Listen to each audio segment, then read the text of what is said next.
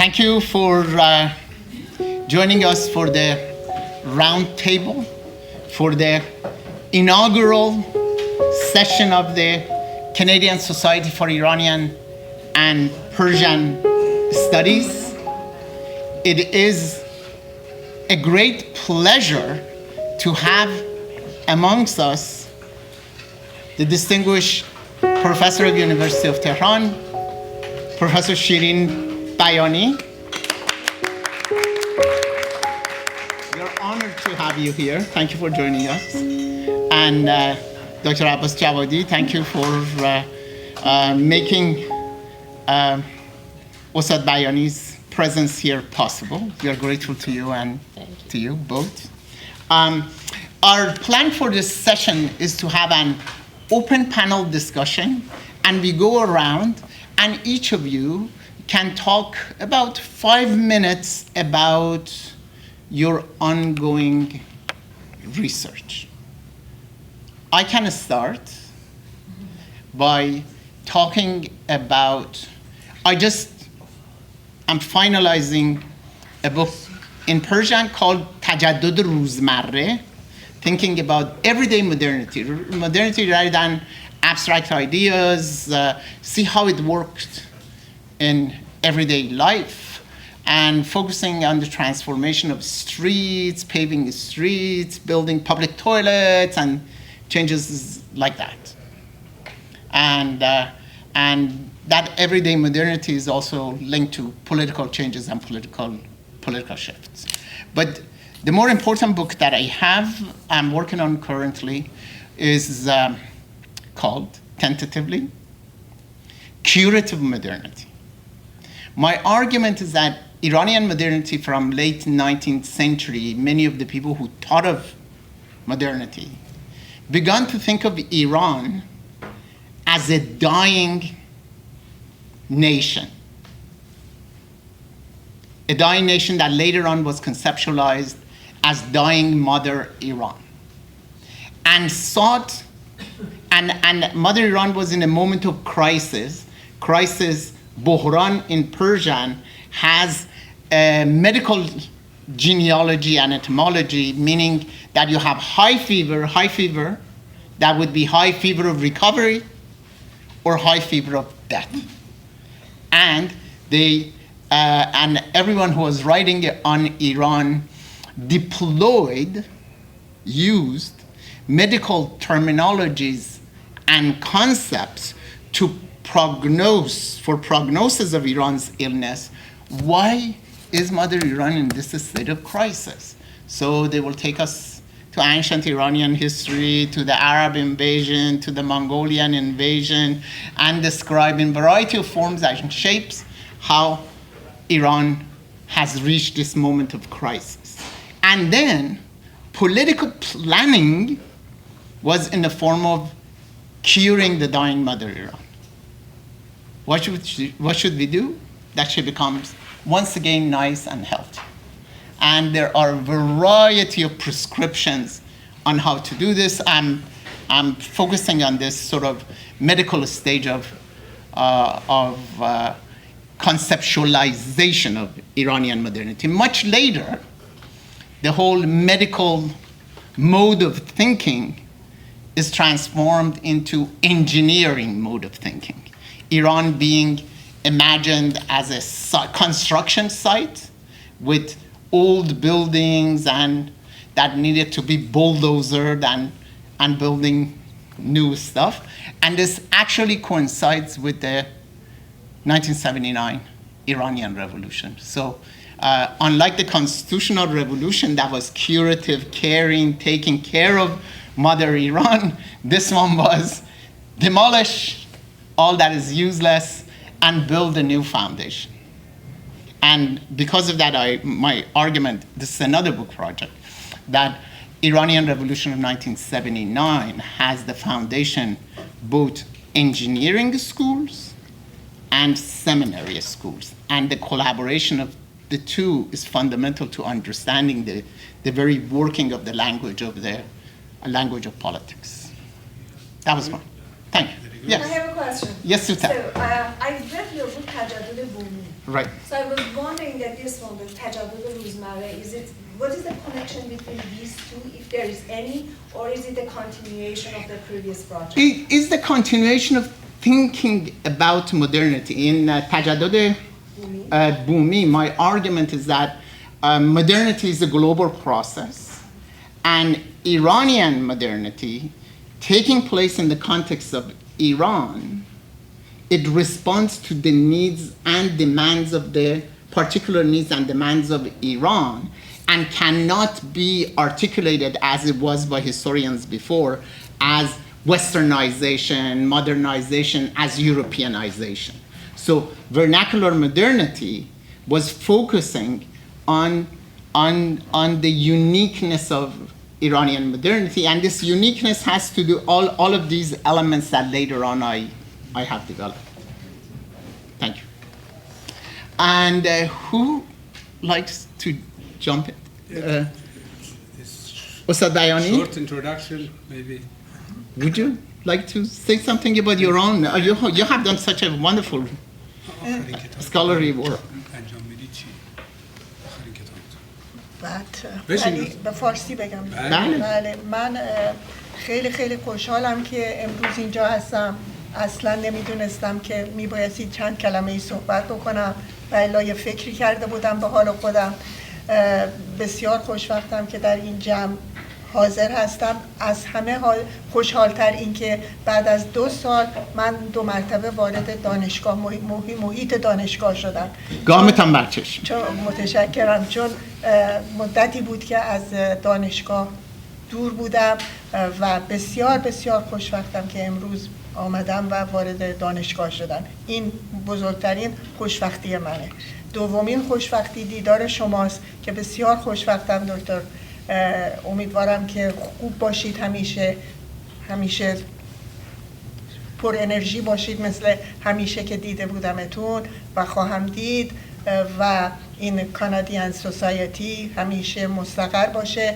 بسیار فکر خوبی است برای ایران لازمه، چون ممالک مهم این ترتیب رو داشتن. کانادا که این همه مهمه نداشت و خیلی جاش خالی بود، خوشبختانه داره و به وسیله شما هم داره. این خیلی مهمه. امیدوارم همچنان هر روز شادابتر، شادمانتر و پویاتر این سوسایتی پیش بره. استاد راجع به آخرین کتابتونم که زیر چاپه 2-3 جمله بفرمایید چی موضوعش؟ کتاب من زیر چاپ هست، امیدوارم در بیاد. بسیار کار مشکلی هست از تورنتو به تهران بدون داشتن پست، که پست میدونید که پست ایران که همیشه لق و پق، اینجام که تازگی ها یه ذره اینطور شده که ارتباط پستی بسیار مشکله، ولی توانستیم من در این 5 سالی که اینجا هستم 4 تا کتاب من چاپ بشه و این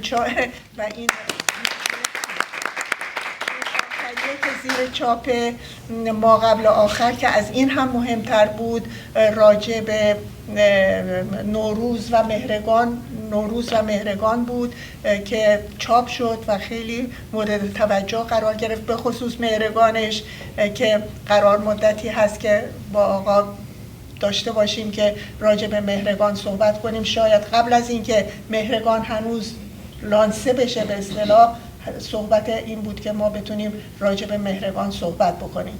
حالا خواهد شد و حالا من که خودم یک کمی کسالتم دارم، یک کمی نمود بلکه 2 کم کسالت دارم و نطقم هم گویا نیست، باید ببخشید، ولی خوشحال هستم از اینکه این سوسایتی Canadian Society for Iranian and Persian Studies در اینجا واقعا مبارکه که ترتیب داده شده. جاش خیلی خیلی خالی بود و تبریک میگم خدمت از لطفتون سپاسگزارم. بعد اینکه کتاب زیر چاپ حالا اگر انشالله دراد راجع به جایگاه زن از ارشاد میترسه. جایگاه زن در تاریخ ایران، جایگاه زن در تاریخ ایران یک کمی حرف داره، یک کمی مشکله، حالا انشالله که در بیاد و در خواهد آمد. بیشک در خواهد. مجموعه مقالات استاد در زمینه زن در تاریخ ایرانه که در طول 50 سال نوشتن بله و گردآوری و تدوین داره. بله. خیلی ممنون. دکتر عباسی لطف میکنید در مورد کارهای تحقیق خودتون جالبتون صحبت کنید؟ خواهش میکنم. من درود میفرستم خدمت همه دوستان حاضر در اینجا و همچنین برخط. اولا تشکر میکنم و تبریک میگم به خاطر در واقع تأسیس این انجمن کانادایی مطالعات ایرانی و زبان فارسی که میدونم این کارها حاصل اگه نگیم سالها دست کم ماهها پیگیری و تلاش است. آقای دکتر توکلی و تیم همراهشون که اینجا هستن من دیگه اسم نمیبرم، از همه تشکر میکنم و همچنین خانواده میرجلالی که در واقع پشتوانه این کار را فراهم کردن به سهم خودم تشکر میکنم. خب جامعه ایرانی کانادایی واقعا یه جامعه‌ای که بیشتر رشد را در چند دهه اخیر در سطح جهان داشته و جای خالی چنین مرکزی اینجا وجود داشت و حالا با برنامه‌ای هم که شما دارید برای ایجاد همگرایی و همفکری با بقیه انجمن‌های مشابه در سرتاسر دنیا خیلی اقدام مبارکی است که من امیدوارم که یک جان و روح تازه‌ای بده به مطالعات ایرانی در سطح جهان. و در مورد خودم من خب یک شیفت پژوهشی داشتم در این یکی دو دهه اخیر. من شاگرد خانم دکتر بیانی هستم. 35 سال پیش من شاگرد ایشون بودم در دانشگاه تهران. حالا شاگردای من خودشون استاد دانشگاه هم. یعنی سه نسل الان ما شدیم دیگه که تخصص اصلی من تاریخ دوره مغول هست و آخرین کاری هم که الان دارم انجام میدم راجع به عنوانش هست تداوم و تحول در ایران عهد مغول. ایده اصلی من هم نقد و بررسی تئوری های انحطاط هست. در تئوری های انحطاط و زوال مرحوم طباطبایی زیبا کلام همه بحث دوره مغول خیلی برجسته است. یعنی دوره مغول به عنوان دوره ضربه کاری بر پیکره فرهنگ و تمدن ایران که دیگه همه چیز از اون به بعد درست نشد، سامان نگرفت. من این نظریه را در واقع میخوام به بحث بکشم و راجبش صحبت بکنم که ما به جای اینکه بگیم در ایران این دوره در واقع انحطاط بوده، یا آقای مرحوم طباطبایی تخفیف که مقدار داده گفته انحطاط در تداوم، یا حالا خود این البته پارادوکسیکاله که باید بحث بشه. من بحثم اینه که ما چیزی به عنوان انحطاط ماندگار بعد از دوره مغول نداریم. آن چیزی که از دوره مغول به بعد اتفاق میفته تداوم و تحوله، یعنی شکل‌ها عوض میشه ولی اون هویت ایرانی، درون مایه ایرانی همچنان راه خودش ادامه داده تا به امروز با افت و خیز، فراز و نشیب و اینها. ولی من تمرکزم رو دوره مغوله. من مدعی دوره‌های دیگه نیستم، دوره صفوی، دوره قاجار چه خبر بوده نبوده. من فکر کنم اگر هر بخشی از تاریخ ایران را متخصصان اون دوره بیان بررسی بکنن و نظر بدن، بهتر میشه به یک روایت از ایده ایران و هویت ایرانی رسید تا یک نفر، حالا به خصوص اونایی که رشتهشون هم تاریخ نیست، بیان و شروع بکنن تاریخ ایران را از دوره ساسانی و باستان تا امروز بخوان یک کلان روایت براش بسازن که ایران اینجوری شده، این سرا رفته، تموم شده. من فکر کنم اگر هر دوره ای را متخصصین بهش بپردازن و از کنار هم قرار گرفتن اینها ما بتونیم یک فهم و درک بهتری از ایران و فراز و نشیب‌های اون داشته باشیم و این ایده انحطاط را در واقع یک بازنگری جدی درش داشته باشیم. من از هفته دیگه احتمالاً یه سلسله این بحث را که تقریبا فرمتی کتاب به خودش گرفته ولی من خیلی وسواس دارم که کتابش کنم هنوز، از هفته آینده در کلاب هاوس حلقه دیدگاه نو 8 جلسه راجع به این محتوا کلاس در واقع جلسه خواهم داشت و بعد ان شاءالله بازخوردارم بگیرم، امیدوارم تبدیل به کتاب بشه. یه کار دیگه ای که ارتباطی هم به این نداره من درگیرش شدم در واقع این است که از 5-6-7 سال پیش که اومدنم به کانادا جدی شد و ماندگاریم در کانادا بیشتر، احساس کردم راجع به تاریخ روابط ایران و کانادا کار جدی وجود نداره و شروع کردم آرشیوهای ایران را، تمام اسناد چند هزار سند دیده شد و حدود 1500 تا 2000 سند را من از آرشیوهای مختلف ایران گردآوری کردم و چکیده از اونها در یک کتابی چاپ شد که خدمت شما قبلا ارائه ازش داشتم. در واقع این کار اولیه هست. کار بعدی من شاید از مغولا دست از سر من بردارن یا من از دست سر اونا بردارم، برگردم بیام سراغ ایران و روابط ایران و کانادا که آرشیو کانادا هم همچنان جای کار داره، تاریخ شفاهیش جای کار داره و من پیشنهاد میکنم، امیدوارم که این انجمن بتونه یک در واقع کمکی بکنه، کاری بکنه که ما بتونیم یک پروژه خاص راجع به تاریخ روابط ایران و کانادا و جامعه ایرانی کانادایی، چون بیس این انجمن کانادا هست، به نظر من میتونه یکی از اولویت‌هاش باشه که در موردش کار بشه و امیدواریم که عمر ما و کف هم‌یاری شما اجازه این کار را بده. خیلی ممنون. لطفاً زیاد. I try my best, but I think the light would not allow you to see me and my fellow, but that's all right. And as long as you hear me. My name is Sarah, as we introduced ourselves, myself earlier. I don't want to pretend that I know a lot about my own research area because I'm in the beginning of my academic journey. I'm at the end of my third year in my PhD program. And my area, however, is on women poetic self in modern Persian literature, and I'm trying to do a comparative work, compare like modern Persian literature, women poetic self actually in the Middle East, I would say, in broader sense. The timeline, the first half of the 19th century, yeah. And that's pretty much it for now. I would love to share more detail about my research when I have, more solid framework. Hello, everyone. I'm Mohamad Tavakoli. Like Sarah, I'm a third-year PhD student.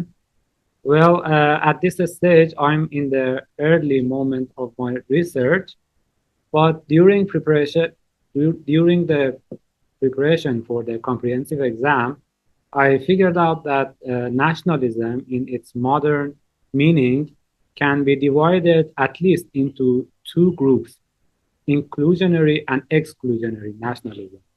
So with focus on Iranian Jewish community in modern era, I'm going to argue that Iranian nationalism was inclusionary one, because from moving from pre-modern era to modern era, we see that Jewish community would be considered as a part of Iranian millat and watan.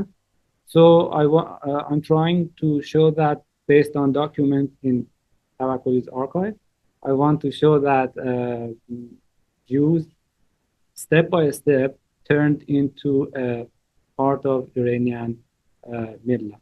That's all for now, but in the future you will hear more about my project.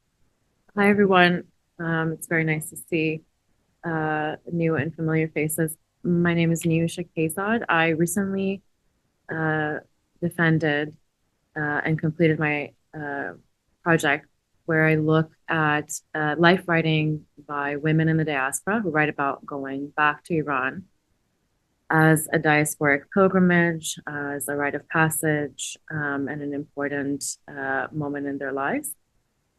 As a book, the project will continue to focus on the genre of life writing and return narratives, but the timeline is expanding to include some texts beyond its current timeline, which is post-revolution, and about 2020.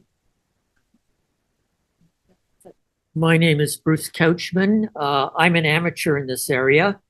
As I mentioned this morning, I'm a retired lawyer, and I write lots of letters to various newspapers around the world on human rights issues, including human rights issues in Iran and Afghanistan, among other places.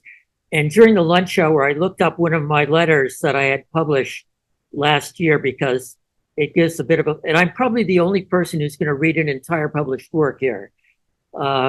This was published in April of 2024, after Iran had attacked Israel and Israel had not yet retaliated. This was, I believe, April 17th, 2024. The headline is, Israel should respond to Iran with an eye for an eye. Both sides have claimed success in the Iranian attack on Israel, and no one was killed. We should be thankful for this.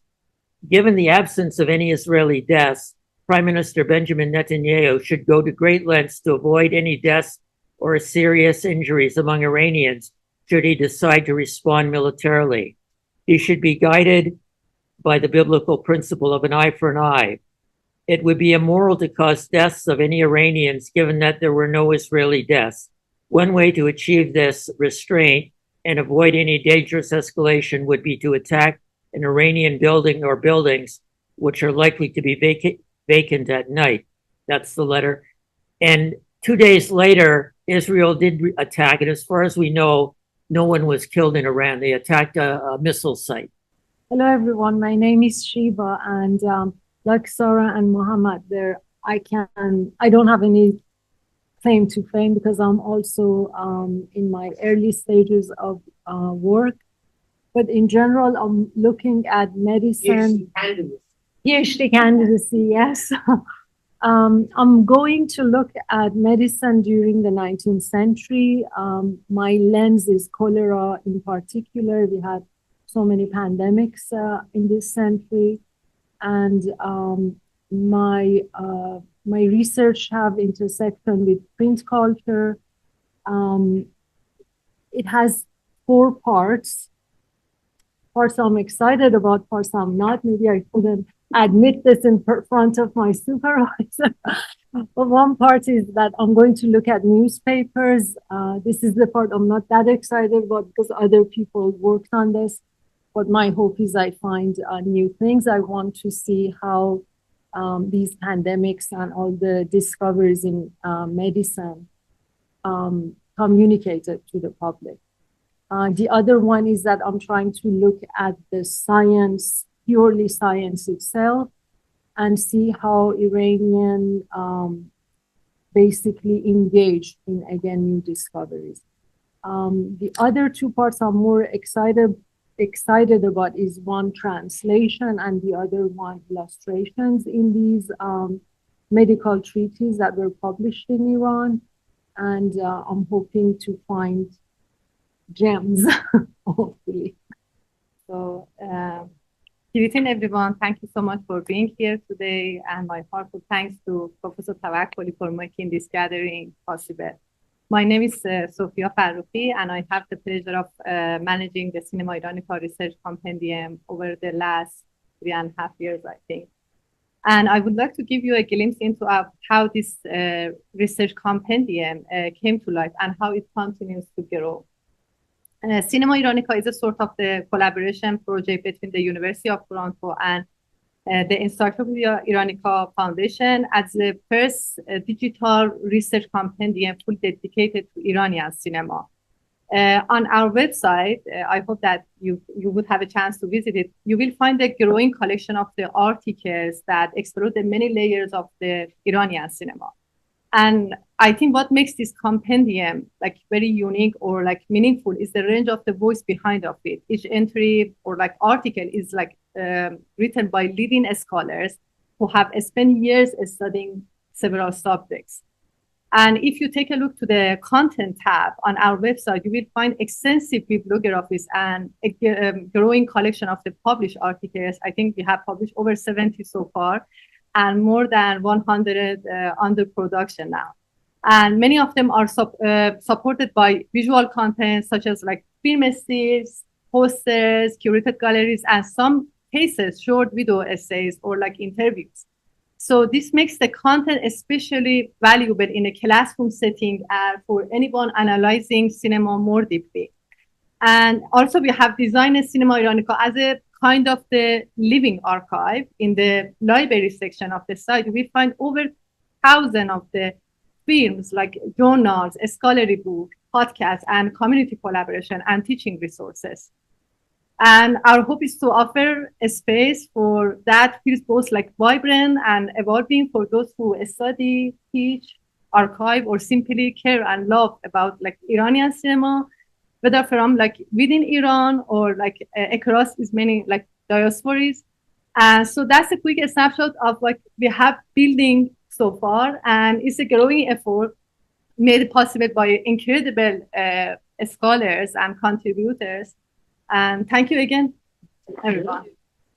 Hello, everyone. My name is Shabnam. I work with Sophia and Abu Fazl and Dr. Tavakoli as the managing editor of the Cinema Iranica and the Women Poets Iranica.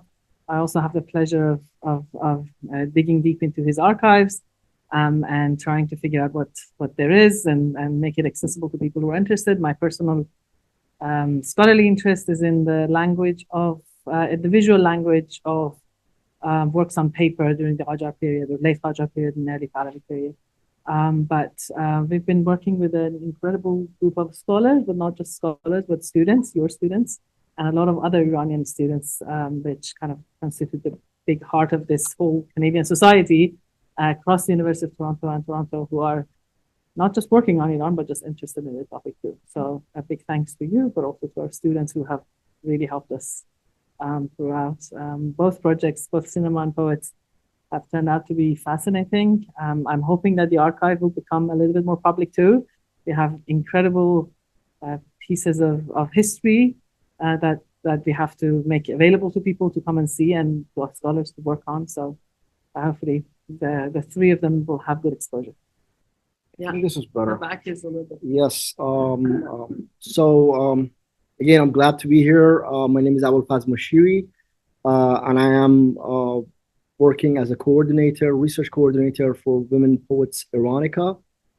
It's a sister project of Cinema Iranica. We are covering more time, 1000 AD up to now, so 1,000 years of woman poetry, not only in Iran, but also Central Asia, Anatolia, Indian subcontinent, anybody who wrote, any woman poet who wrote in Persian and other languages, Iranian languages. So the project is very diverse in terms of scholarship and in terms of content. My other research interests are Persian literature, specifically Sufi literature. Right now, I'm working on several articles on reception of Persian Sufism in Anatolia post Maulana Jalaluddin Rumi, so 13th and 14th century, and how antinomian Sufism and heterodox Sufism was widespread in that area and how it was received, very well received by the rulers of the time. Specifically, I'm working on Rumi's grandson, Ulu Aref Chalabi, who was a very colorful character. He drank, he was in company of rulers, he was kind of a macho person who got into fights. So he had another kind of reflection of Rumi, but more liberally, and he traveled a lot and promoted the way of Rumi. So I am kind of working on that project as well. And I'm glad that we finally got to have a Canadian Society for Iranian and Persian Studies, and hopefully this will continue into a more flowering and more inspiring enterprise. Thank you. Hello, everyone. My name is Azadeh Momeni. I'm so happy to hear and thank you very much, Dr. Tavakoli, for this gathering, for this opportunity. So when the Women Life Freedom Movement started in September 2022, I was very impressed and inspired by the artists who have used very different artist medium in order to challenge the norm and also fight for their basic rights. And then I realized that about 2 centuries ago, far, far away from Iran, in the United States, also women, the American women, fought for their right to vote, and they also use painting and poetry. So what I'm trying to explore is a comparative study between women like freedom movement and the American women's suffrage movement they focus on painting and poetry, and then how they actually mobilize from different perspective of art. And that's it. Thank you. Hello everyone, my name is Fanye. I'm just the second year, so I might not have much to say about my project. So that's just very preliminary stages of like putting things together. My project would hopefully be something about like the gendered infrastructures of the printing industry in early 20th century and how women were not able to get printed and disseminate their works despite having like the printing technology and lithography and other types of things that help people to publish, and how publishing houses were basically functioning as male gatekeepings for women, and how it made it far more difficult for women to publish.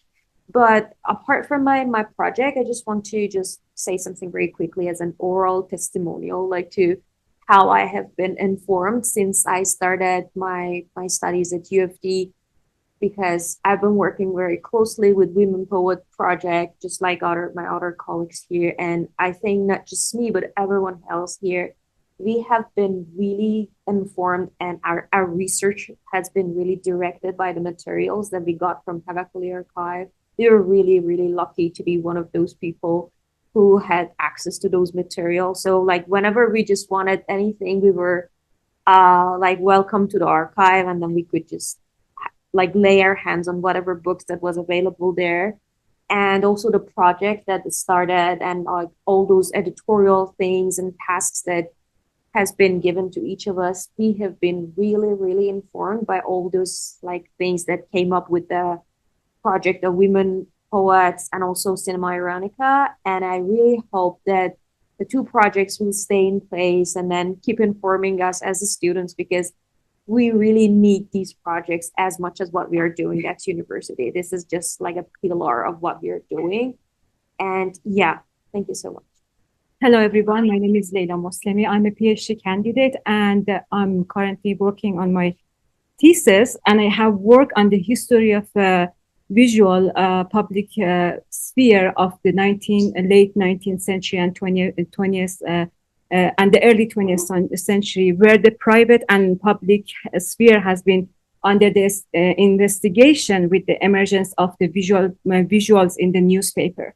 So I've tried to work on three prominent themes that are dominant to my thesis. One is the visual public sphere and the women, and the other one is national and international politics in the visual public sphere. And mainly, I have used these images from Tavakoli Archive, which is my primary sources for this research. Thank you.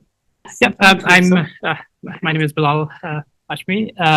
I work mostly in administration and finance for the Institute of Iranian Studies, and now also for the Canadian Society.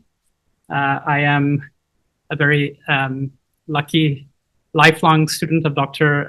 Tavakoli, and it's a pleasure to continue learning from him and our colleagues. In my spare time, I may be interested in some pertinent topics as well. And one of those very close to my heart is Indo-Persian poetry. And that's something that I hope to work on in the years to come. Hello, everyone, colleagues online particularly.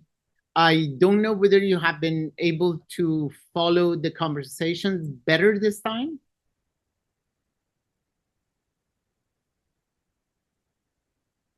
Yes, it was really better. Yeah, it was really better. It's much better. Very good. Could you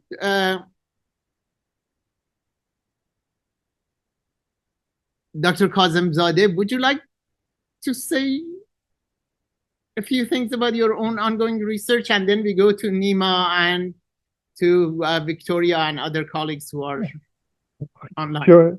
Yeah, sure. Thank you. Thank you. Hello and dear to everyone. It's a real pleasure to see you all today. I'm Mohamad Kazemzadeh, faculty member in the School of Languages, Linguistics and Literatures and Cultures here at the University of Calgary, right in Alberta. I earned my PhD in Oriental Studies from the joint scholarship Erasmus Mundus between Lund University in Sweden and the University of Warsaw in Poland. During my earlier master and postdoc studies in Canada, my research focused on the history of conflict in Eastern Europe and the Caucasus. I was especially interested in how languages, culture, and religion shape this event, this historical event, with a particular focus on Circassian history or Circassian roots in the Caucasus and in Iran and in Ottoman Empire. Right now, my main research actually here is on Asianism. Maybe you heard it's in local form or local terminology is Utsadin or Asedin in Ossetia in Ossetia in Russia. It's one of the Iranian origin religion that is still practiced in the region. I'm currently finalizing an entry about this traditional region of these people for the database of the religious history at the UBC. My work mostly involves detailed studies of the old manuscript, historical documents, and demographic of Iranian people in North Caspian Sea. And by the way, at the morning, I think I told Professor, maybe some of you been there, here at the University of Calgary, we are very excited to establish an Iranian studies program. We have already secured approval from our faculty, and we are now actively seeking external funding from the United States to launch this initiative. We've built, honestly, a strong foundation. I told at the morning, Persian library and a series of Iranian studies lecture. Honestly, our goal is to begin offering courses in Persian language studying and Iranian history and Iranian linguistics as early as 2026. Honestly, the university aims to pilot this program for a few years with external support, and if successful, make it a permanent fixture. We hope, actually. Thank you for your time, and also want to sincerely thank Professor Tavakoli for following up and, to establish this society. It's truly filled a significant gap during the annual Congress of the Humanities and Social Science in Canada every year. Honestly, there were a lot of actually lecture about the Iranian studies, but we didn't have one society. Thank you. Thank you, Professor Kazemzadeh. Dr. Jamali. Okay, trying to turn on okay, so my camera is not working, but anyhow. Hello everyone, it's my honor to be part of this splendid company.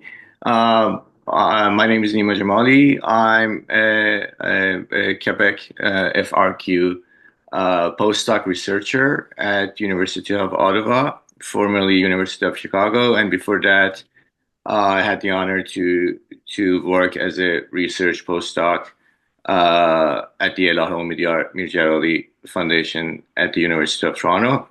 I got my PhD from the University of Toronto in Syriac and Aramaic studies, and now I'm working on a legal history of the late antique Iran and Mesopotamia, basically based on the Syriac legal literature.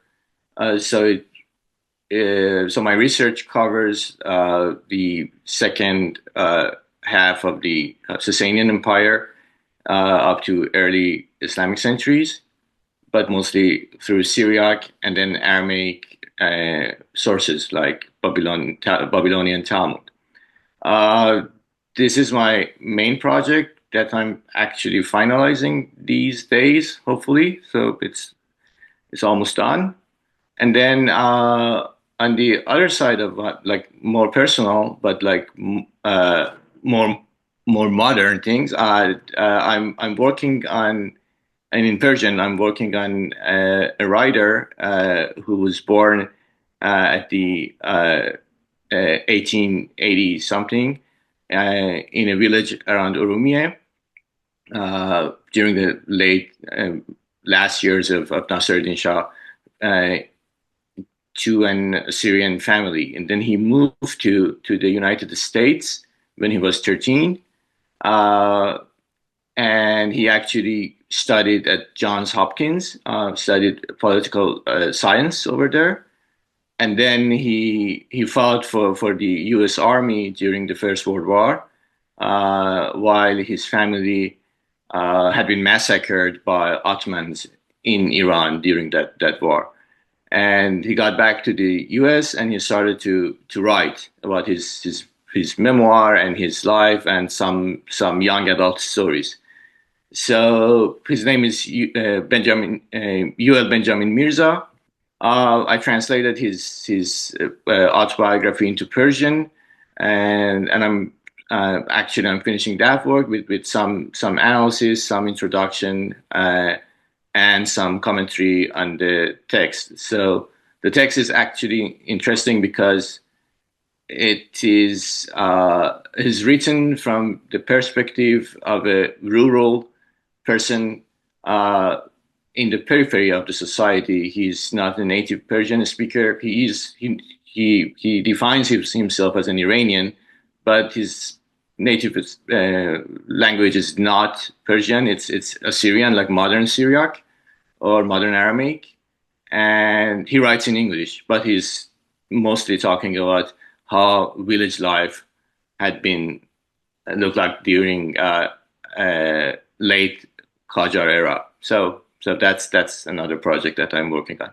Thank you. Gita Jan, Gita Hashemi. Yes, hello. Really interesting work. You are a scholar artist. Do tell. سلام به همگی. متشکرم دکتر توکلی. من هم قبل از اینکه در مورد کار خودم صحبت بکنم دوست دارم اولا به فارسی یا به انگلیسی؟ As you wish. اوکی. من ممکنه از یکی به یکی دیگه بپرم. میخواستم منم مثل هانیه تشکر بکنم از دکتر توکلی و به خصوص از آرشیو توکلی که من و لیلا جان جز اولین کسایی بودیم که دکتر توکلی بهمون اجازه دادن به آرشیوشون دسترسی داشته باشیم در مکان قبلیش و از اون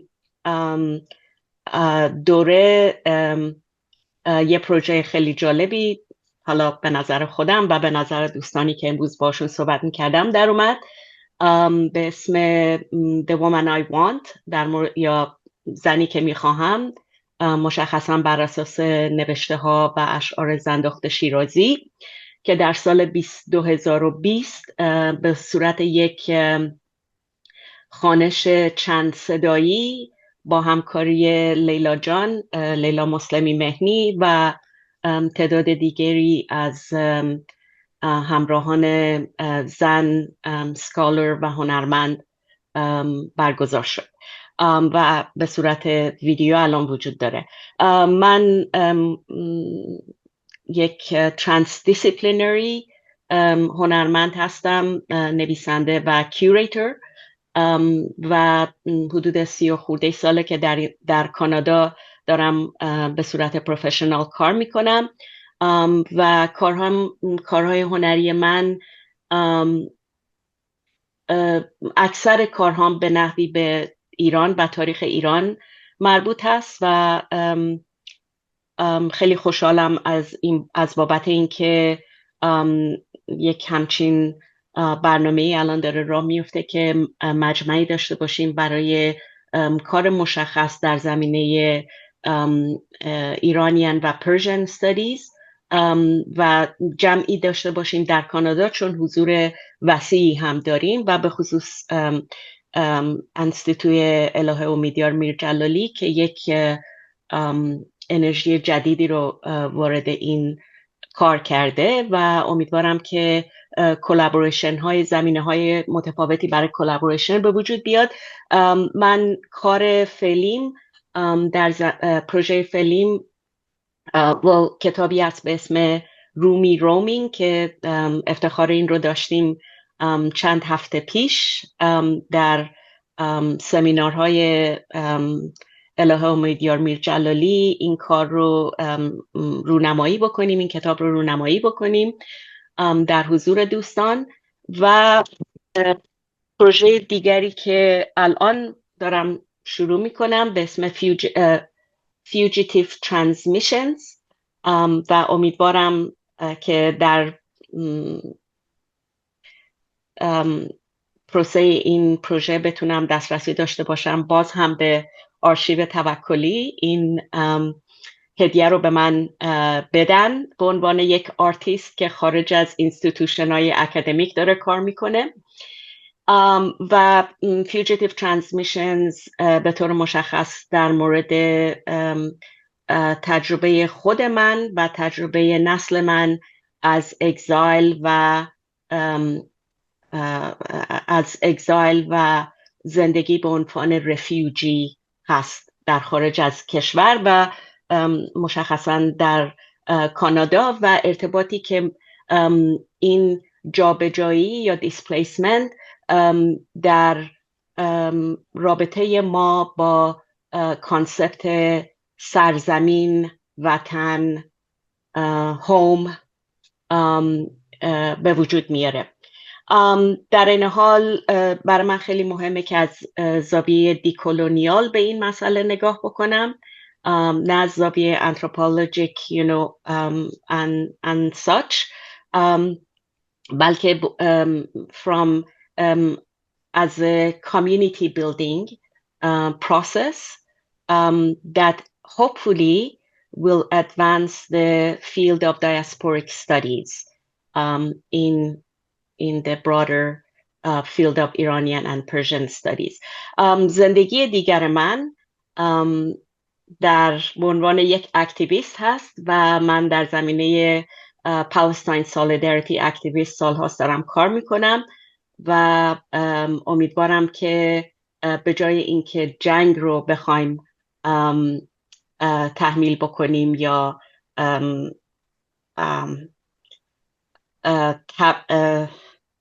جنگ رو بخوایم بطلبیم، بخوایم که روی پروژه های صلح کار بکنیم، چون مسئله خاورمیانه و مسئله جای ایران در ریجین خاورمیانه یکی از مسائل عمده‌ای هست که باز هم بخشی از کار ایرانیان استادیز و پرژن استادیز هست. بنابراین امیدوارم که به جای اینکه در خرابی اون بکوشیم در آبادی اون بکوشیم. همه متشکرم از همگی و مرسی از اینکه به من این وقت رو دادین. I would like to just take this opportunity to thank everyone for sharing their scholarly research and ongoing research with us, and we look forward to having you to present during our next year's conference. And what I thought we could do for the remaining time, and we are going to do this a little bit earlier than we were planning, we also have a discussion on the future of Iranian studies and a reflection on what is happening in Iranian studies. I mean, there are a variety of things that are happening. On one hand, you have increasingly focusing on Iran, writing on Iran, talking to Iranians. Another trend that is emerging is Iran as part of a global context, putting increasingly Iran, looking at the internal dynamics of Iran, but also linking those dynamics to global development, world historical development, and in a sense, having serious scholarly research that is in dialogue with the world beyond Iran and reciprocal relationship, information, and the kind of work, for example, Shiva, you're doing about history of medicine in the 19th century fits really well in this context. Also institutionally, there used to be a lot of Iranian studies projects, and some of them increasingly with the making of the Iranian Revolution sort of collapsed and disintegrated. There are new centers for Iranian studies that have been emerging. There have been also positions funded by the Iranian community that have been emerging. And most of those are almost, not exclusively, but mostly on ancient Iran. And people are proud of ancient Iran. They invested in ancient Iran, so we have a lot of ancient Iranian historians, archaeologists, and what have you. And then there is a period of poverty everywhere else. There are a number of centers, Iranian studies centers, that also have emerged in the past 10, 20 years, and they have become increasingly a serious player in the field. And the question that the field in general is facing is, should we train our students to become Iranian specialists or a specialist with a focus on Iran? So in a sense, would it be better to have a PhD in Iranian studies or a PhD in Near and Middle Eastern studies with focus on Iran? A PhD in sociology with focus on Iran? In anthropology with focus on Iran? These are some of the issues that we are all dealing with and thinking about, and which direction to go. Should we have specialized PhD programs? If we do, what will happen to our students after graduation, after receiving their PhDs? How many jobs are there going to be in the field of Iranian studies? Should we train them as modern historians of, for example, Middle East, or Islamic historians with focus on Iran? So these are some of the issues that I wanted to open up for discussion. I'm sure you have also a lot of interesting suggestions. Again, thinking about the future of Iranian studies, which way should we move? We are driving ahead. Which way, which turn not to take, which turn do take? Okay? Nusha, you're an interesting product of Iranian studies. Nusha recently received her PhD in English department, English PhD, focus on Iranian diasporic writings. Can you talk a little bit about the particular combination of academic expertise that you have that you may recommend to us to go in that direction? As Dr. Tavakoli mentioned, I've recently finished my project at the Department of English and the Center for Diaspora and Transnational Studies. And I've been sort of struggling with these questions and thinking about them in terms of exactly as you said, sort of Iranian studies is often associated with ancient historical studies, archaeology, but of course it includes the study of the diaspora. So for me, the overlap with Iranian studies is diaspora and then literature. So I think what is really exciting, and referencing the doing sort of a shameless plug-in for the conference, the Iranian diaspora conference that is happening in Toronto, that we're hosting here. What is really exciting, I think, is the idea of doing more comparative diaspora studies across the diaspora, because the Iranian diaspora is a relatively young community. And I've kind of been seeing what kinds of conversations are happening around this conference. It's really exciting to see, as I said, comparative diaspora studies. So I would be the latter, like, the specialist with a focus on Iran.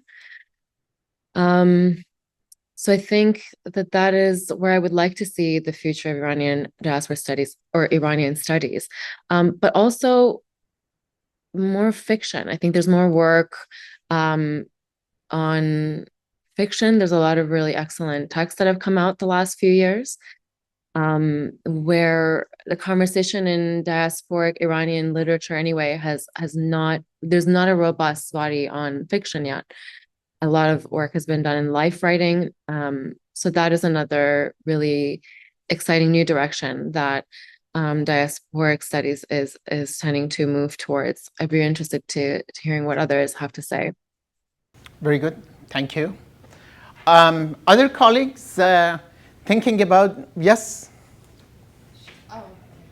Dr. Momeni? Professor Tavakoli, as you mentioned, I also obtained my PhD in political science, and then the case study was Iran, Iran's under Khatami presidency. In that case, I think when you said we have a PhD in other discipline, and then the case study would be Iran, I think it would broaden the horizon of the Iranian studies. That's from my experience. So. Well, that is true in a sense, because then you could apply for jobs in political science with focus on Iran, or you may have Middle Eastern political science courses that you teach, but then your research specifically is going to be on Iran. This has been sort of an emerging trend, that people are trained in disciplines with dissertations focused on Iran, and they teach general courses while they continue their own specific research agendas. Thank you for the question. Part of the problem is, as you mentioned, Iranian studies is sometimes focused heavily on ancient stuff, and I would argue that also on modern stuff. So we medievalists are kind of squeezed in between the two. And when we talk to our colleagues, for example, there was a huge congress called Congress for Medieval Studies every year in the University of Michigan in Kalamazoo. So for the past couple of years, there is a contingent of Persianists and Iranists presenting there. And I think what you said makes a lot of sense, that we have to present ourselves, our history, our literature, as a part of global history, rather than a regional Persian that some people heard of, a lot of people haven't. So for example, for the first time they heard that we had also a medieval history that was contemporaneous with European medievalists. Right. And it was as colorful, perhaps even more colorful. And that is the way to go for the future of Iranian studies, especially, and I think Dr. Abbasi can concur that medieval Iranian studies is kind of getting lost in the Iranian studies. It's homeless. Yeah, exactly. So, and I think we have to make that push that, Iran and Persian medieval time, from all the way from Ottoman Empire all the way to India, is part of a global kind of history, global literature that not only was important but also contributed to this kind of intellectual diversity of global literature.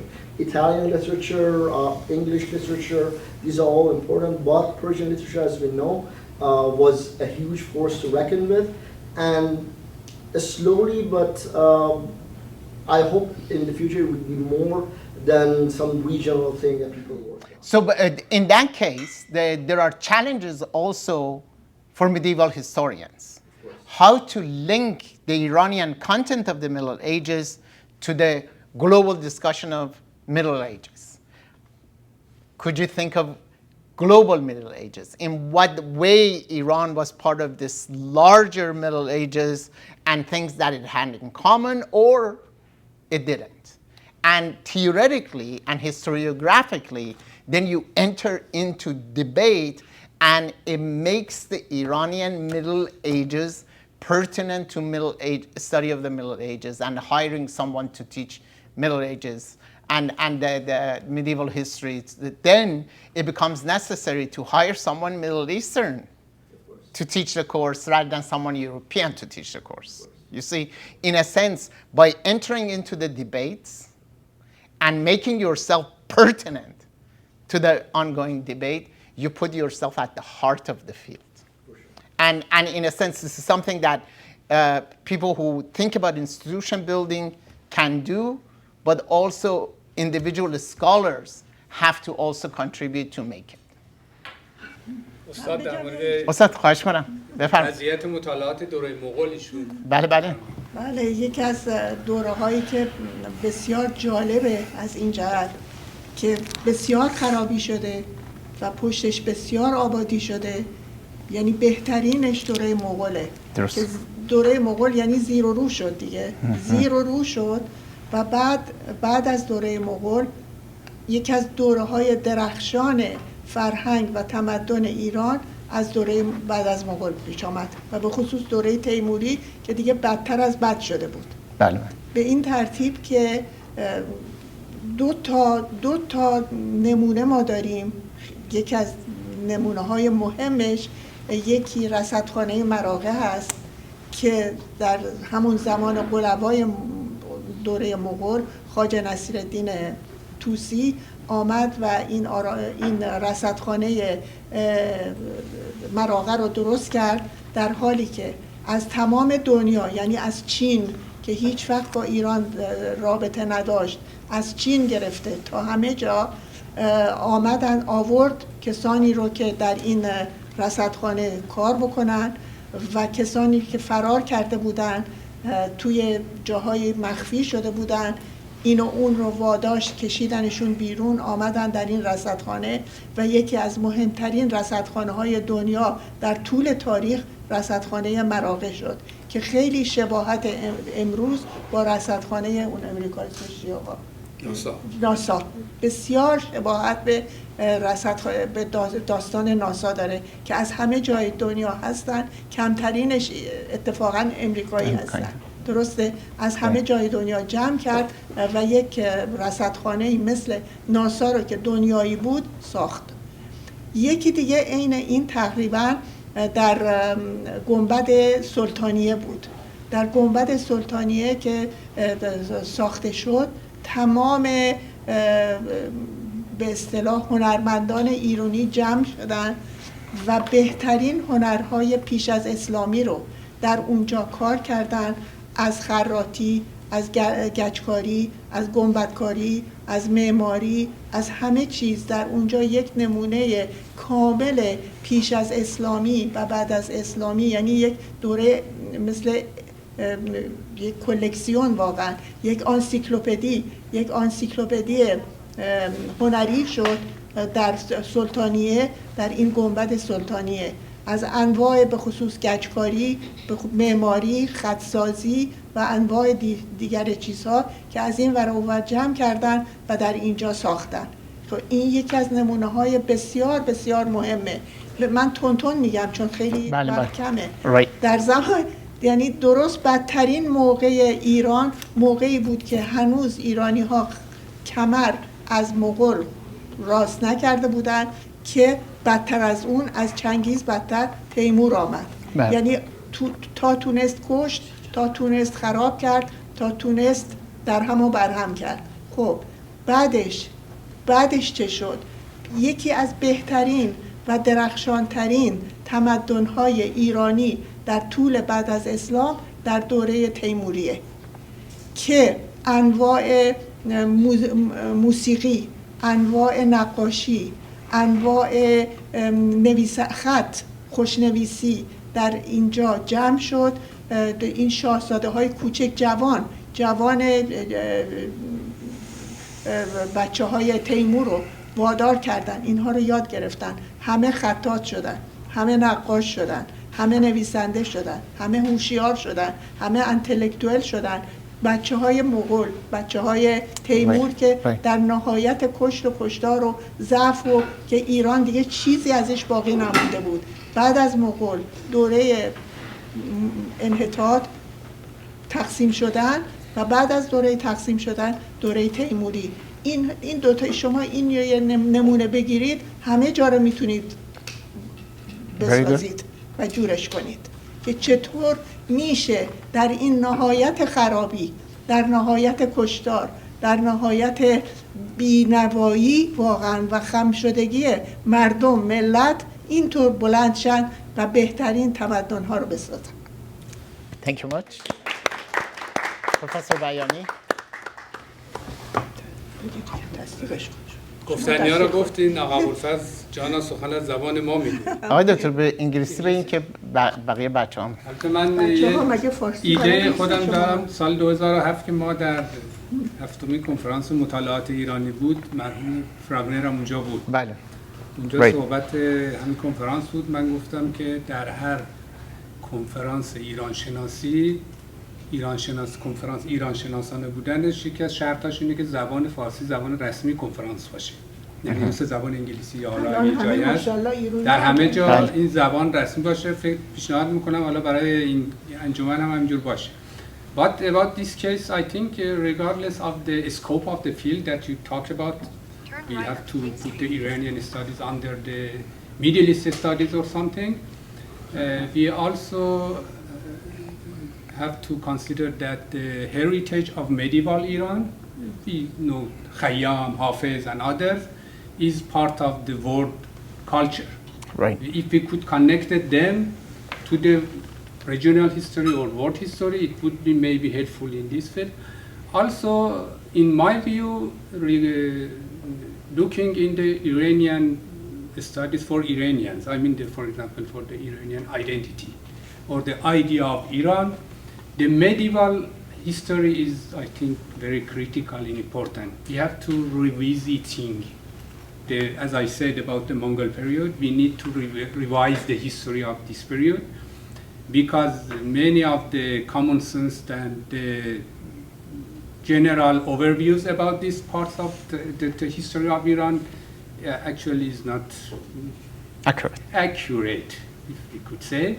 So in this case, especially for the Iranians, the products of this revisiting would be, I think, helpful for the improving the Iranian society and especially, as I said before, and historical comprehension. Yeah. In that case, I think we need to help this poor area of studies. Thank you. I know. Yes. No, you have now 3 strong medieval voices. We are just going around to talk about the new directions in Iranian studies, the future of Iranian studies. Which path to take, which path not to take, which turn to take, which turn not to take. So, it's me? No, I was talking to sorry. Ustad Jenkins out there. Yes. Any other? Yes, please. Sorry. Oh, yeah. I don't want to bother people to move around the laptop, but I hope the audience hear me. Yeah, as a student of history, I would say, I always think that when we have students who focus on modern Iranian history, not even Iran, let's say modern European or modern any region, or if we have students who study medieval history of somewhere or ancient. Students in those fields, unfortunately, do not even review the other, time periods. For example, if I focus on modern Iran or modern Middle East, usually we exclude ourselves from medieval history of the region we are focusing or the ancient history. I understand that it's important to put ourselves in a global context when we are studying a region or literature, culture, whatever. But it's also important, I think, it's being forgotten, I think, at some point, that we need to have a review, at least a broad idea of that specific, culture. Yep. So if Iranian studies or Elahé Omidyar can support this plan to provide the students with courses on medieval Iranian culture, I understand that there is a huge layers, to explore, but we can offer some broad, courses on ancient Iranian history or culture, medieval history of Iran. I think that's really important for a student. Doesn't Middle East Studies have already an MC have? Professor, we don't have ancient history anymore. Ancient, that's true. Yeah. That's true. And we usually exclude ourselves from studying the other, timeline, the other time periods. And we justify that because we're focusing on modern Iran or modern Middle East, so we don't need to focus that much, but we do need to have an idea of what's happening in the past. You have to have competence in the yes, larger for historical. sure. And I think because the PhD, at least most of the PhD programs in North America, is designed in a way that the students should take some courses during the first, 2 years or only the first year to enroll in courses and cover, certain material.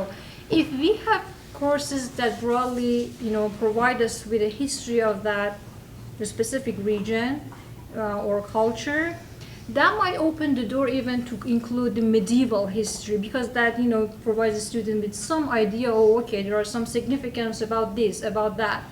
Because as long as we exclude ourselves from the past, that's not going to help us to really include the other time periods. And I think that's important because it is important, but the key question is that the number of courses that you are required to take, if those become parts of required courses, instead of 5 years, you will have 25 years to finish all the required courses, and that is not very... But I have a feeling that we are possible. going to a direction, especially for modern studies of anything, again. Yeah.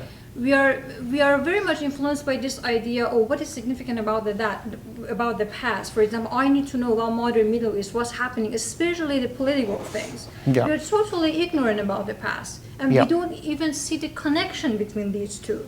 Yeah. I think if we include, at least in our mind, we have that consideration. Yeah. That would be really important to include the other and cross-regional and even the global context when we are thinking. Well, usually the way this is dealt with is that the course selection, basic courses that you take courses with the wider sort of regional, national sort of content, and then you have a lot of people who graduate from a PhD program with highly focused PhD, but then they TA, and from TA-ship they learn how to teach general courses. Or they have to, for example, I had to teach African and Middle Eastern studies. I didn't learn anything about African history at the University of Chicago, but I had to prepare myself and learned quite a lot in that process of preparation. That's a great solution. Sorry to interrupt you, but you don't necessarily choose the type of TA-ship that we go through, right? Yeah, but that's a great solution. That's a great way to put it. In a sense, when you decide to TA for this course and that course, it's good to TA for a course that you have not intensely studied and learn new material, and you're sitting in the class and you're learning from your professor when they teach the course. True. So we have an online. Yeah. Yes, Mr. Dr. Keshavarzian. Oh, Gita Hashemi, please. متشکرم. I'm going to start speaking in English, and I want to say that actually it's important that we maintain the Congress bilingual because it broadens the number of people who can participate in the process. Having said that, I have no say, obviously, in the institutional structuring of Iranian and Persian studies as a non-academic. However, what I want to advocate for is inclusion of living artists, poets, and writers in this field, not as people who should be studied after they die, but as people who actually can and have important things to contribute to the field of Persian and Iranian studies as current culture makers.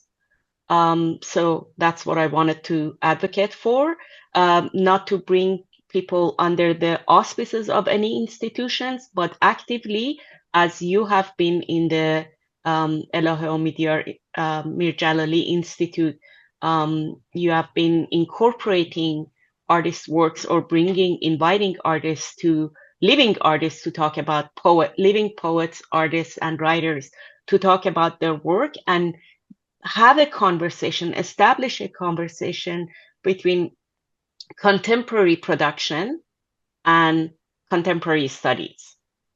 So the scholarly and the artistic cultural production. I think that's really important to do. Thank you. Very much appreciated. Any other online contribution to the conversation on the future of Iranian studies? No. Anyone here? Colleagues? Yes? Shabnam? I keep going back to this. What are you envisioning? What's that?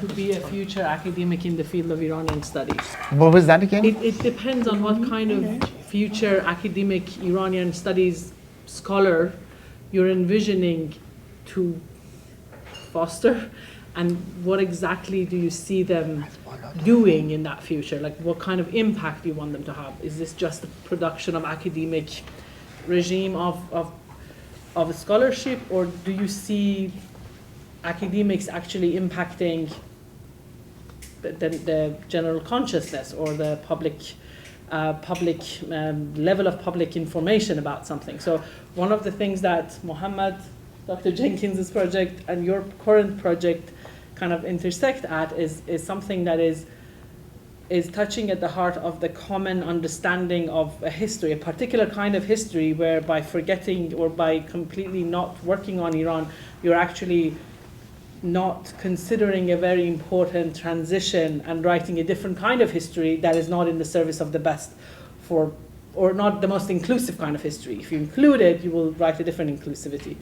So I think that's important to see what kind of ethical or moral obligation do you see to this profession, to becoming a scholar, to then determine how much do you have to situate yourself within a global understanding, to understand it well, then to pick up a project on Iranian studies with a particularly kind of ethical agenda in mind. So. Well, my own understanding is that while I do not think that Iran is exceptional, I think Iranian studies in the field of humanities and social sciences can greatly contribute to the comprehension of history, historiography, historical change, cultural transformation, social revolution, political ideologies, populism, just name it. In all areas, I think scholars in Iranian studies can engage with the larger and the most contentious issues in their own field.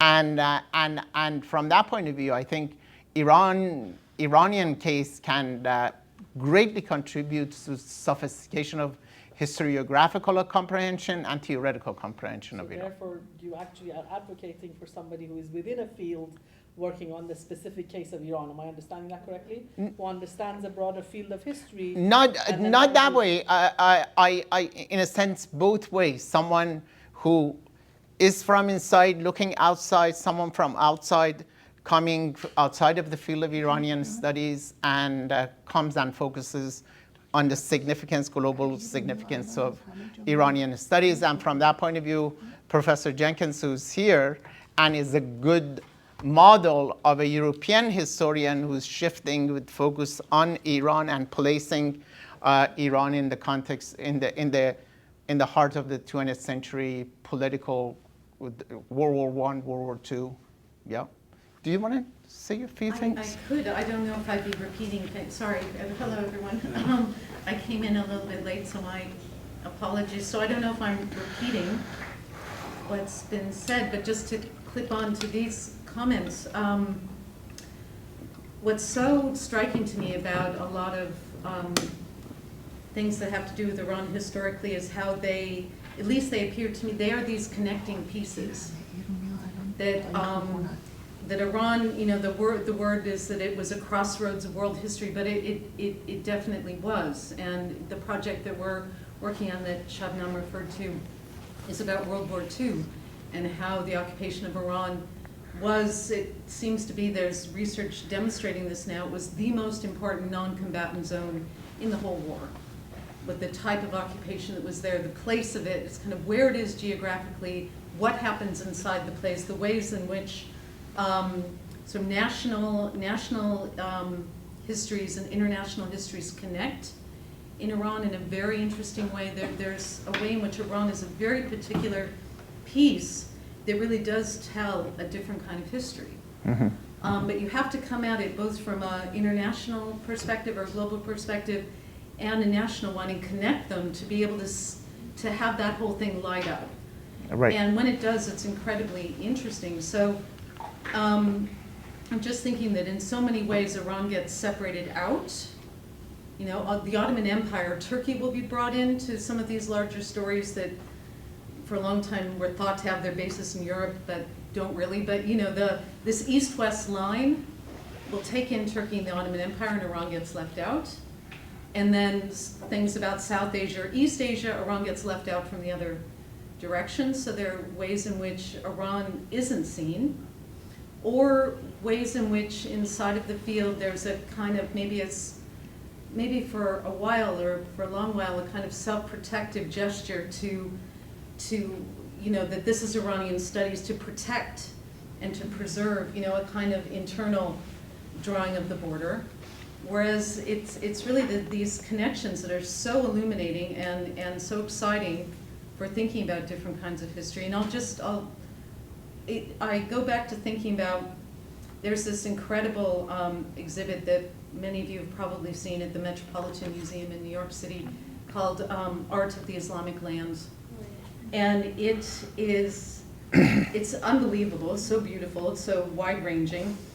But if you know something about Iran, you're a scholar of Iranian studies, you'll notice that most of the objects in that exhibition that are telling the story of world heritage in a really profound way are from Iranian history. They're Sassanid objects, they're from Ilkhan, Iran, they're from Timur, Iran. A lot of those objects are, Iranian historians could claim them in kind of a national way. And they illustrate in a very beautiful way these connections and the importance of Iranian history and culture. So I think there's tremendous possibility. Once you see those connections, it's very exciting. Thank you very much. Please. Professor Jenkins is a kind of exceptional person, you say, like her, about Iran, putting Iranian history under the German or European study. I think my concern is that if we put the Iranian studies under the other categories, like the Middle East studies or the Middle East and North African studies or something, the depth of the Iranian studies would be lower. Yeah. Because when we have to know about the region generally, Middle East or the part of the world. In that case, I think there is a concern that the focusing and the depth of the focus on Iran would not be. But there are depths that can come to light through comparison, rather than sort of have the blinders of Iranian studies and look deep into Iranian history, have back and forth comparison that could be really illuminating. And I think Sarah, a dissertation that she's considering to write, is comparison of Persian woman poets and Hebrew woman poets. They are writing increasingly Hebrew because they are also conscious of a future homeland for the Jewish people who have become increasingly homeless and pushed out of Europe. So the question becomes, there are these two women poets with two different distinctively classical languages. One has a mother nation that is kicking hard and has been around for a long time. The other one that is promises to become, is the horizon of expectation. And when you write in a language, that language is linked to a territory, to a history, how do these two radically different imagination of the nation? One is the horizon of expectation, the coming of a nation in the future. The other one, the nation is there. So that can reveal a whole lot that just focusing on Hebrew women poets or Persian women poets could not reveal.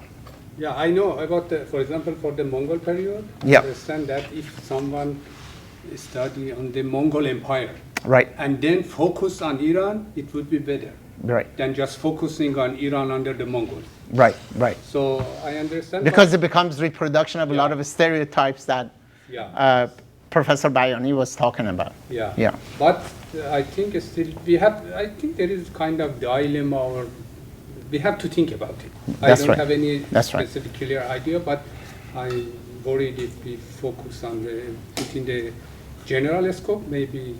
Very good. Dr. Jenkins.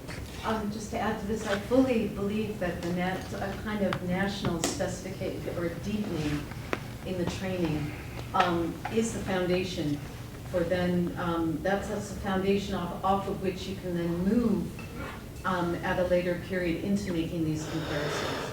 So one has to kind of go from create that foundation and then connect out or connect across. If you try and do it outside in without having first a really deep kind of knowledge, a kind of foundational knowledge of the place, the scholarship can be very superficial, and you know, that's not what we want. Or the kinds of stereotypes that can be very pernicious get reproduced. So I with students in European history want to do global history, I also encourage them to have a national deepening, a kind of national training, specialization. You have to really have some sort of foundation off of which you can move in a scholarly fashion. Thank you much. 2 questions on Professor Tahmasabi. Thank you, Ahmed. I'm so sorry. I'm not in a good place, so I have to be very quick. I don't want children to start crying. So hello, everyone. I am really sorry that I can't be there in person, but my digital self is here. I hope that counts. So I am a women, gender, and sexuality study professor at University of Toronto. To cut the story short, I came from an interdisciplinary examination of ethics and politics, and I came to Iran, my Iran, academic Iran that I am exploring right now, to the fact that I found about the impact of Iran in so many political movements in the region. And therefore, gradually, I started my research on women's movement in Iran, both offline and online. And my last few publication is on digital activism of Iranian women's movement.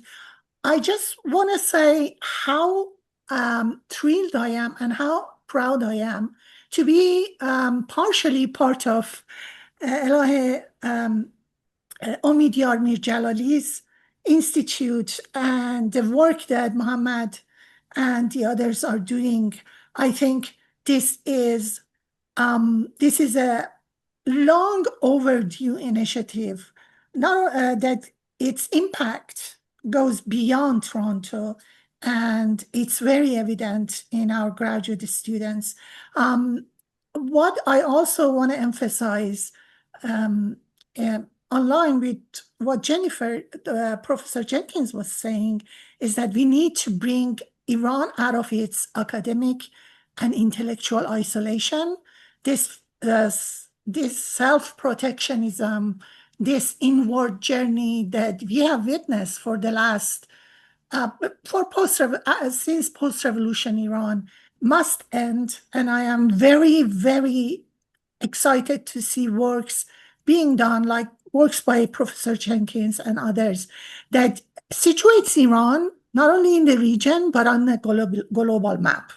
And that is what's needed. And I think the best place, the best institution to do this is Elahé, Omidyar Mir-Djalali's institute at UFT, to have forward-thinking and interdisciplinary and global research on Iran, both ancient Iran, but also modern Iran.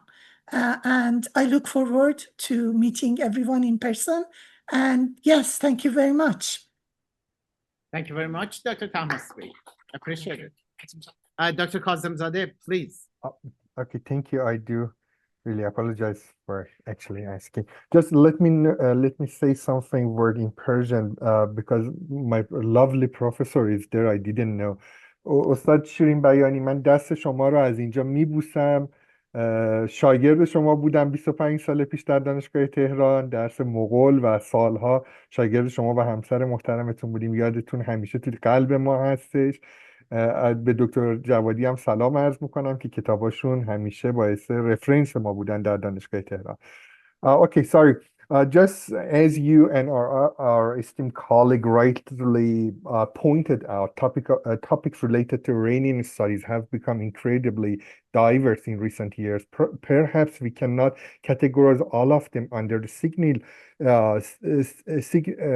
single discipline, but the study of Iran, I mean, the question of Iran, that you can call it Iranology, Iranistic itself is considered a discipline from Orientalism perspective. So, but in Canada, given the pluralism and multiculturalism society that you all witness, this subject can be approached differently.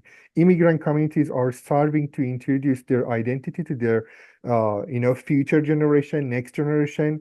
Right now, you can actually see a lot of establishing a lot of actually programs like Japanese, Korean, Mandarin, South Asian, Indian and Pakistani studies, and by the way, actually African studies. All of them are, I think, the result of this part of Canadian society. Therefore, behind the specific academic aspect of the subject of Iran, we must consider the future of this topic for subsequent generation of Iranian diaspora who can constitute over 1% of Canada's population right now. In summary, I believe two aspects are crucial for Iranian studies in Canada that I think the society should focus on, that these two parts, or maybe actually we can actually definitely bring other aspects. One academic aspect, we should be able to establish somehow, I don't want to say Iranian studies, but as some aspect of Iranian studies as an educational or research program, at least within one of the main departments in provincial universities across Canada. It can be actually under the language department, history, political science, religious studies, any things that you think. The second aspect that's so important is that honestly we have dying a lot of Iranian studies department in Europe because of this one. It's sustainability aspects. The importance of these centers for the future generation, for next generation of Iranian diaspora in Canada must be taken into account. Thank you so much. Thank you very much. Well, thanks to generosity of Dr. Elahé Omidyar Mir-Djalali, I am confident that the Iranian studies at the University of Toronto will be sustainable for many centuries to come. And the question is that as we think of and strategize, put it in a right trajectory that produces students, scholarship that is cutting edge and is engaged in dialogue with the larger academic field. Thank you again. استاد بیانی پلیز بفرمایید. دو کلمه درباره خانم میرجلالی من میتونم بگم؟ بفرمایید. بله، من ایشون رو خانوادگی میشناسم.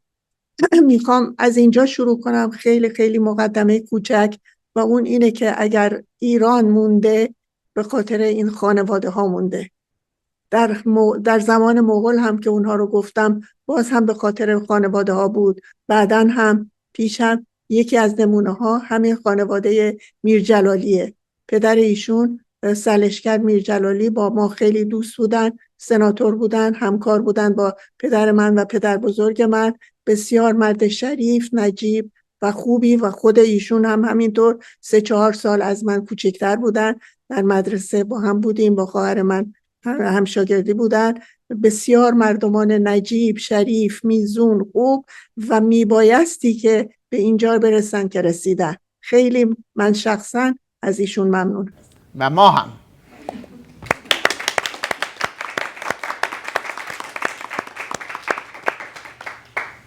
Any other last moment comments about the future of Iranian studies?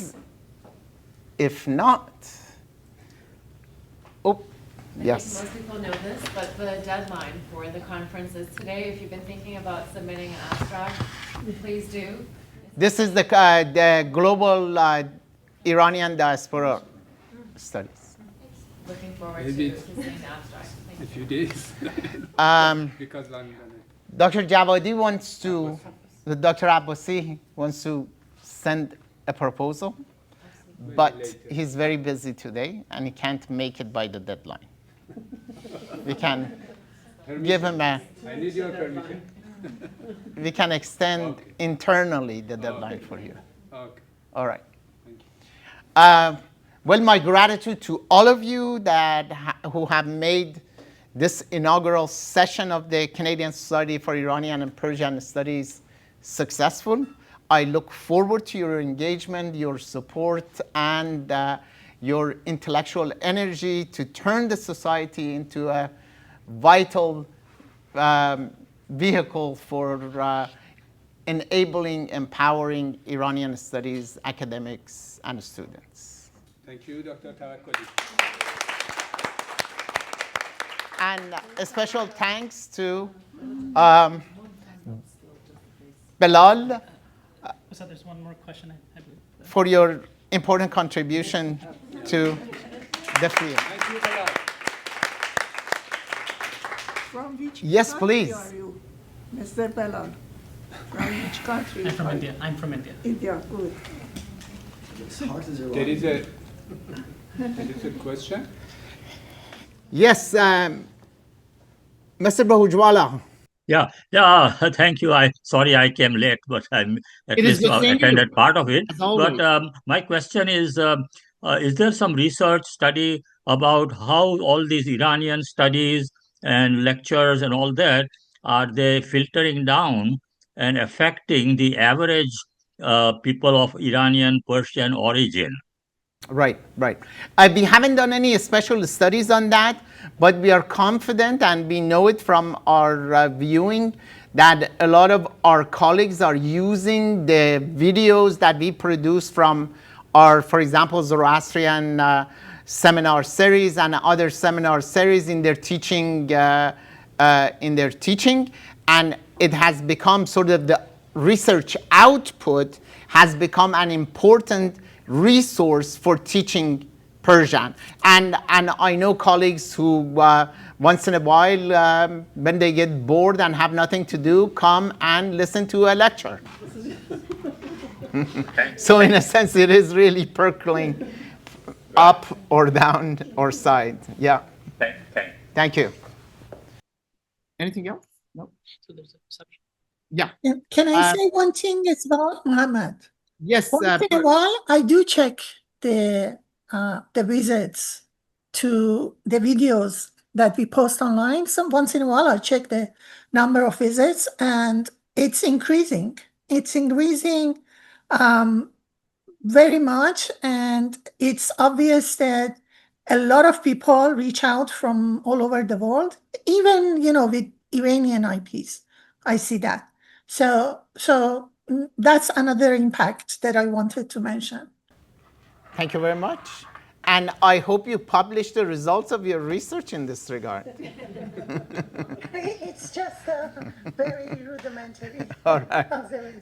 Thank you again. Again, thank you everyone for making our first session of the Canadian Society for Iranian and Persian Studies such a success, and we look forward to working with you in the near future. And we have a reception now. Please come and join us.